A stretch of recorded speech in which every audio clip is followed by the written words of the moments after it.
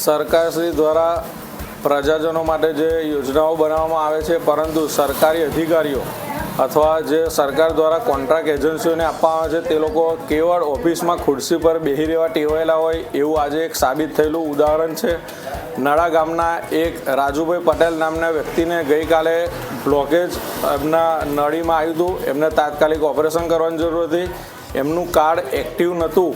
એ active કરાવવા માટે ગઈકાલે નડા ગ્રામ પંચાયત તલાટી એમને આવકનો દાખલો બનાવી આપવામાં આવ્યો. ત્યાર પછી આજે ડભોઈ CSC સેન્ટર પર રિન્યૂ માટે ગયા તો CSC સેન્ટર પરથી એવું કહેવામાં આવ્યું કે ડભોઈ સ્ટેશન પર PSC સેન્ટર છે ત્યાં જાઓ. રાજુભાઈ ત્યાં ગયા, જાતે પેશન્ટ છે તો પણ એ ત્યાં ગયા. ત્યાંથી એક સેજલબેન અને ચિરાગભાઈ બે કોન્ટ્રાક્ટના ઓપરેટરો છે, એમને એવું કીધું કે અહીંથી સાઠો જ જાઓ. રાજુભાઈ મને ફોન મારીને એવું કહે છે કે આ લોકો ધક્કા ખવડાવે છે અને કાર્ડ બનાવતા નથી. તો મેં એ રાજુભાઈના ફોનથી ઓપરેટર સાથે વાત કરી તો એ લોકો પાછા મને સાઠોદની જગ્યાએ કારવન કહે છે. જો સરકાર યોજનાઓનો લાભ આપે છે પણ પબ્લિક સુધી પહોંચતો ના હોય એનું મુખ્ય કારણ જ આ સરકારી અધિકારીઓ કે જે કામ નથી કરવું. ખરેખર સરકારે આવા અધિકારીઓને કાઢી મૂકવા જોઈએ. રાજકીય લોકોએ પણ આનો ખરેખર આવા જે અધિકારીઓ છે એનો વિરોધ કરવો જોઈએ.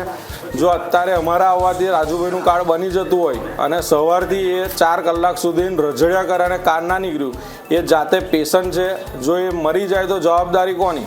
સરકારી દવાખાને સ્ટેશને આ આયુષ્યમાન કરાવો ઓપરેશન કરાવવું છે બેનને, તો હવે કે નવું આધાર કાર્ડ એ આવકનો દાખલો કઢાવી આવો.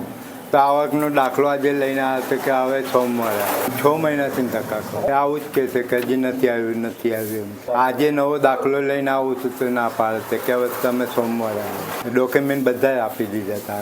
हमसे जुड़े रहने के लिए हमारे YouTube चैनल को सब्सक्राइब करें और नई वीडियो की नोटिफिकेशन के लिए बेल आइकॉन को दबाएं